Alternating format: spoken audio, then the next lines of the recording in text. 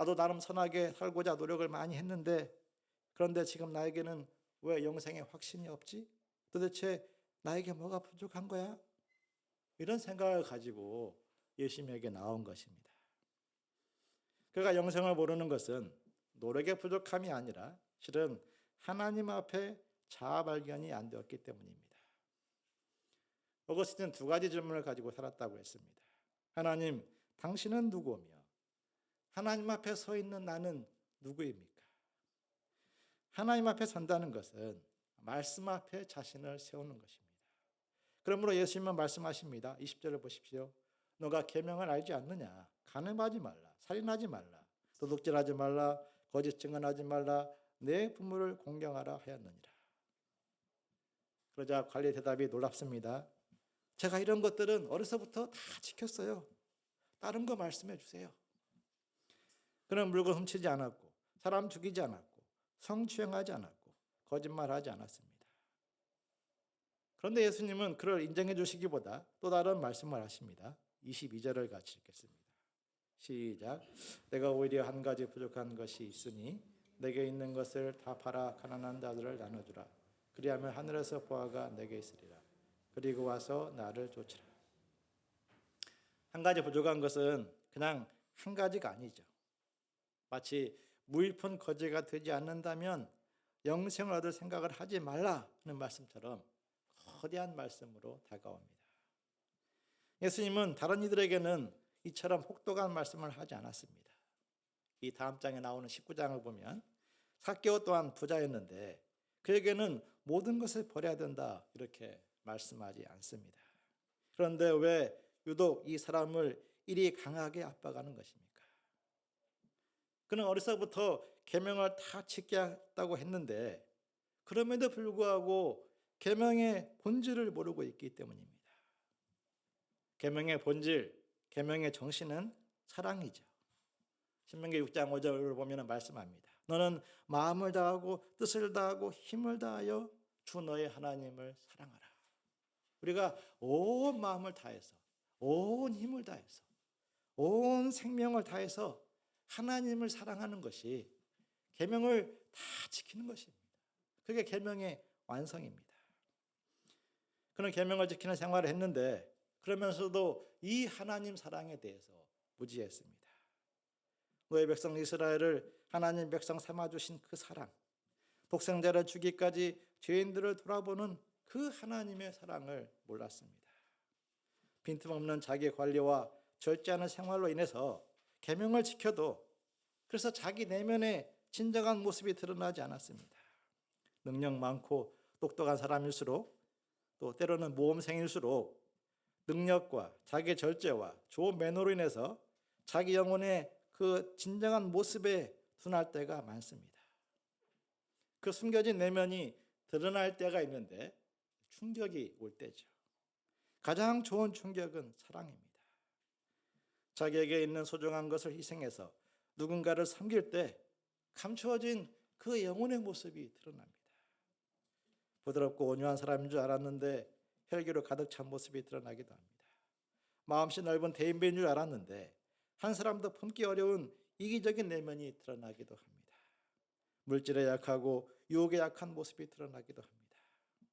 사랑의 대상이 넓어지고 사랑의 깊이가 깊어질수록 더 깊은 내면에 숨겨진 모습들이 다 드러납니다.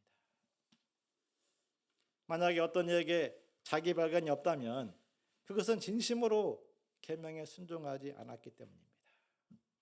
부자 관리가 정말 계명을 온전히 지켰다면 그는 감히 당당하게 내가 어려서부터 다 지켰나이다 외치지 않았을 것입니다. 오히려 하나님의 은혜를 구했을 것입니다.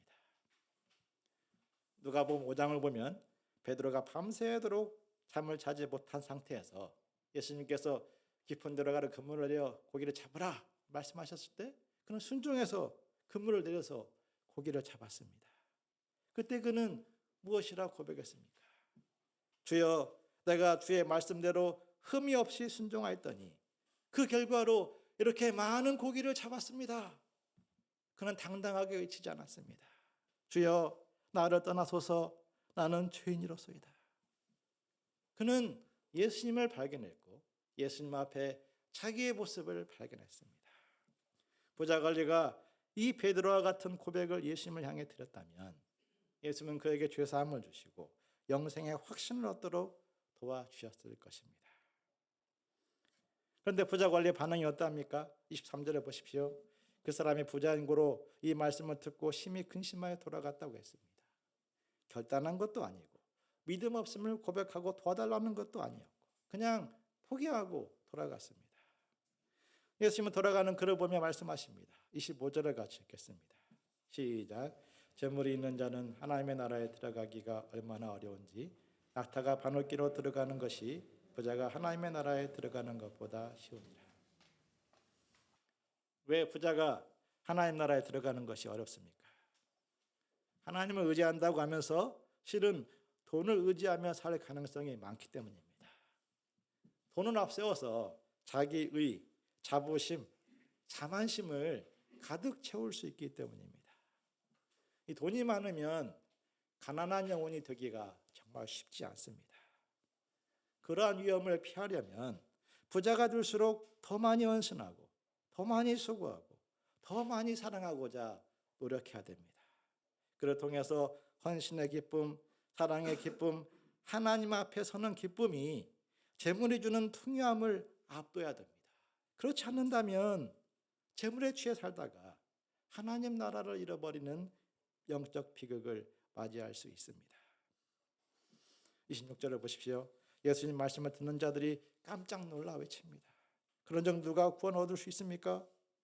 저자들이 말 안 해서 그렇지 그들도 한 손에는 부자, 다른 한 손에는 영성을 거머쥐는 그런 사람이 되고 싶었던 것입니다.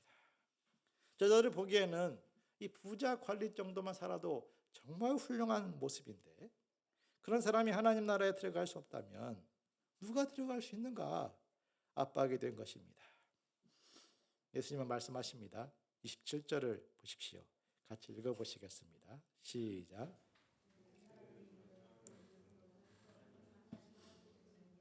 무릇 사람이 알 수 없는 것을 하나님은 하실 수 있느니라. 사람의 자격, 사람의 의지로 영생을 얻는 것이 아니라 하나님의 은혜임을 말씀하신 것입니다. 우리가 죄사함을 받는 것도 그러하고 주와 복음 역사를 위해 사는 것도 그러합니다. 성령의 감동으로 자기를 발견하고 성령의 감동으로 죄사함을 간구합니다. 성령의 도우심으로 말미암아 이기적인 마음을 극복하고 내 것을 팔아 나누어 줄 수 있습니다.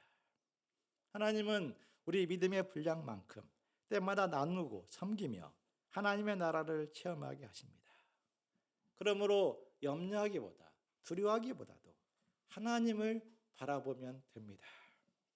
하나님의 은혜, 하나님의 소망, 하나님의 능력과 주권이 그를 믿고 따라가는 자들과 함께 하셔서 그들을 영원한 하나님의 세계로 이끌어갈 것입니다. 28절을 보십시오. 그러자 베드로가 신이 나서 예수님을 향해서 외쳤습니다. 보옵소서, 우리가 모든 것을 다 버리고 주님을 따랐습니다. 우리는 절대적으로 주님을 따르는 사람들입니다. 베드로가 예수님 말씀을 들어보니 예수님을 따르기 위해서 배도 버리고 그물도 버리고 이제 온갖 유혹을 버리고 따랐던 것이 하나님의 하신 손길이라는 것을 확신하게 된 것입니다. 우리가 하나님의 손길로 말미암아서 제자로 살게 되었구나. 예수님은 베드로가 얼마나 복된 인생을 살고 있는지를 확신시켜 주십니다. 29절 30절을 마지막으로 같이 읽겠습니다.